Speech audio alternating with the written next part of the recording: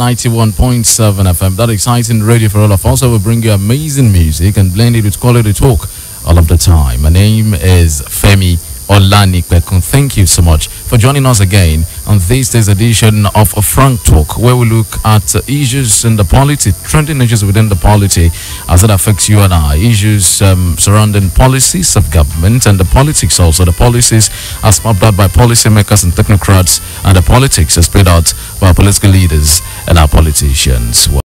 We'll be looking at efforts of the state government, the Osun state government, to instill the virtues of efficiency, productivity, and adherence to do. Look at your brief, Mr. Adeyinka.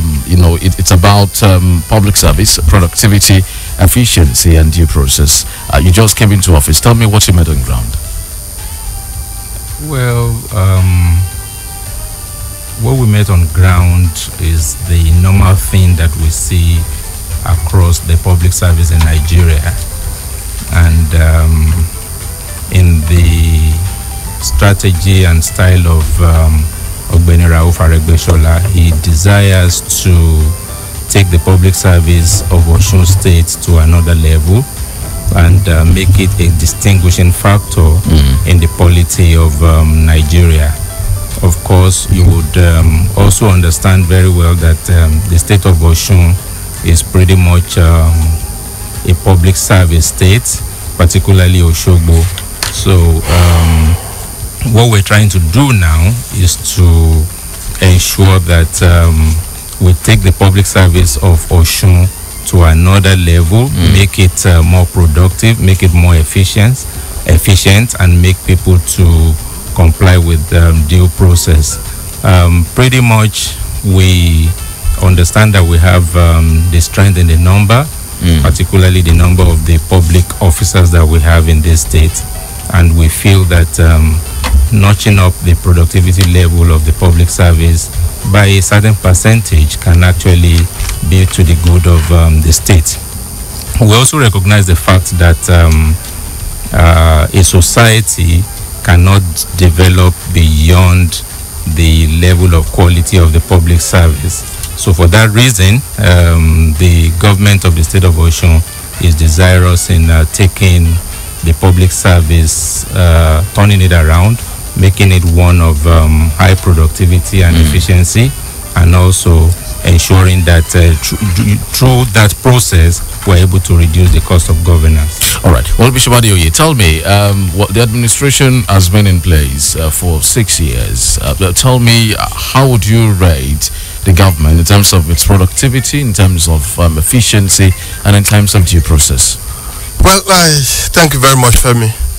Well, I'm surprised actually that just at the evening of this government, a new policy is for possibly being really introduced. I know that this government has spent far more, almost 7 years plus, and by next year I believe there's going to be election.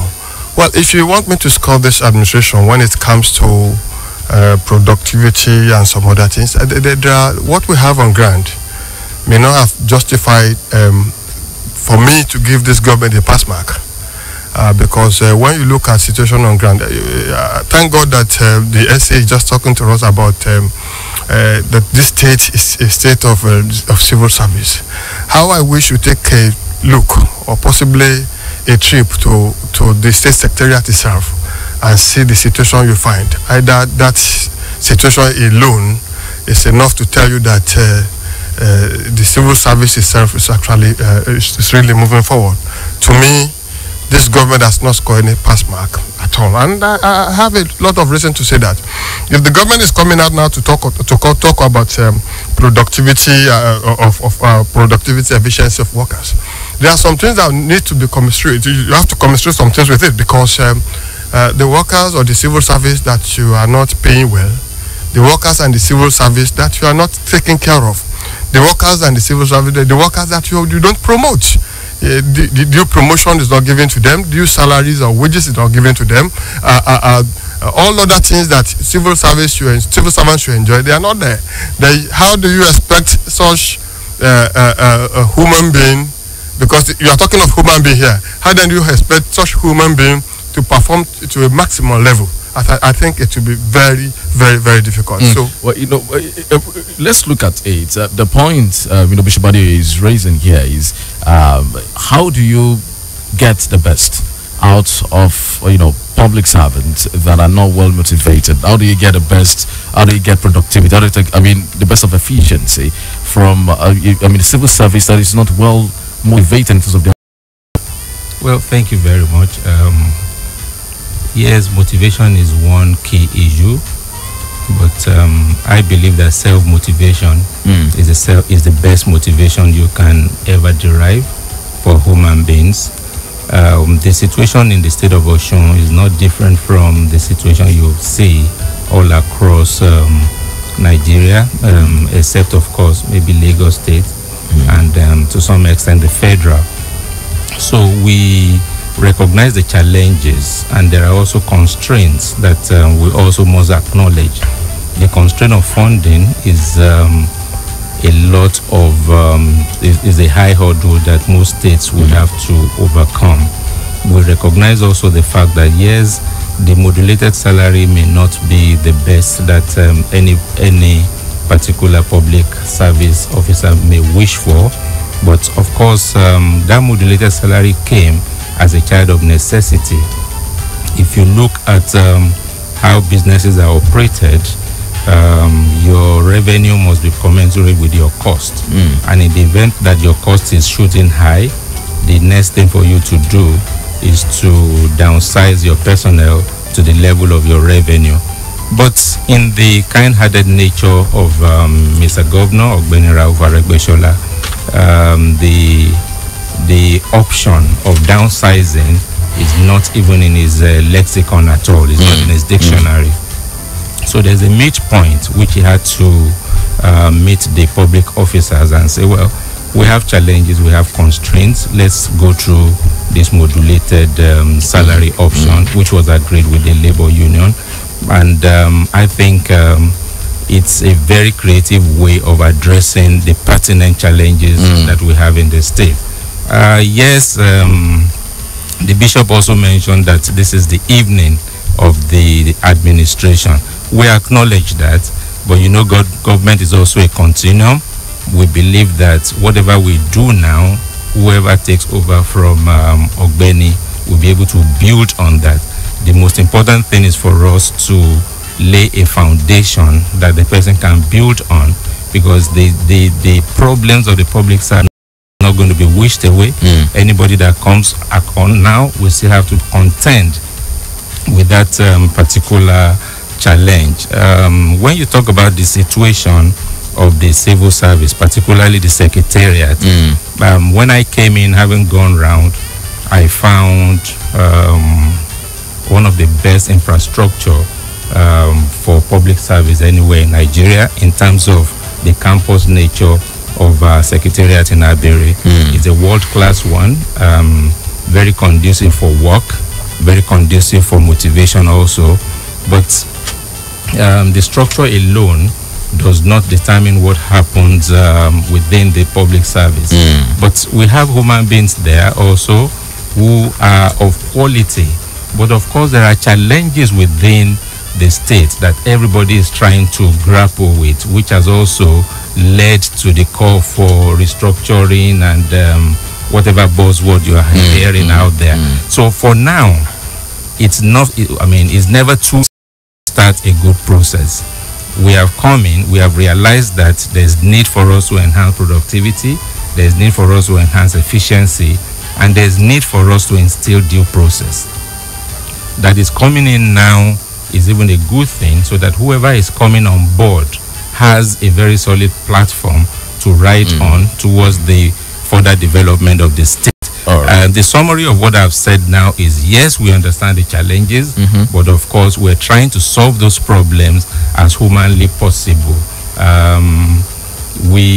For me, when I came in and I saw the figures and I saw how prudent the finances of the state have been managed, I said to myself, this is a state that is qualified for a case study even in the Harvard Kennedy School of Government, because you never find this kind of creativity anywhere in the world where resources are low, yet the government is still meeting its obligations based on certain agreements. All right. Well, we'll come back to that, Mr. Adeyinka. But let me get back to the bishop. You raised the issue of welfare the other time. Yes. The issue of a salary and modulated or lack of payment of salary. The challenges therein is not peculiar to Osun alone. It's a global issue. At the last count, we have about 2/3 of the states in the federation battling with a particular challenge. But when will the civil service itself embrace efficiency? That's what many people have said about them, that the service is just too big and unwieldy, and it's not productive and efficient. Well, it depends on who is handling what. Because I know very sure that before the coming in of this government, efficiency and productivity in the civil service was not, those two things are not lacking. Because I know that the former head of service, that's Shegun Akiusi, if you ask me, somebody will tell you that he's somebody who actually oversee the civil service, which he should. Though I'm surprised this time around that the current civil servant, current head of service is not really doing that. And I even see with what you have told me that some of the responsibility that is given to my dear brother here supposed to be under the purview of the head of service. But surprisingly, somehow, possibly, I don't know what is wrong anyway. But I'm seeing this for this kind of thing for the first time. The civil service in Osun State has not been lacking behind. They've been trying their best. But when the issue of welfare comes around, you can't be efficient. You cannot be productive when your stomach is empty. But is that peculiar to Osun? It is not peculiar, but it is peculiar because let us look at it in this way. The other time I sat down, when I think somebody said that the government of Osun State is not owing anybody. Then I sat down and I began to do calculation. I realized that from level 12 to level 17, this government is owing 26 months half salary.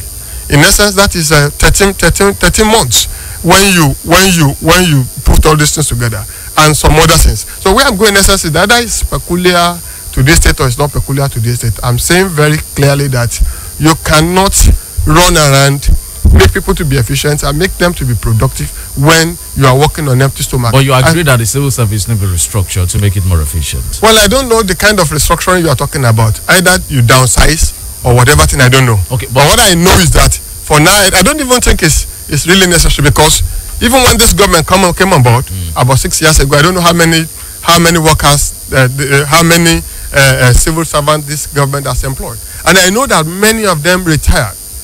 In 2012, many of them retired, and they keep on retiring. So either way, you see their number be reduced, however, drastically.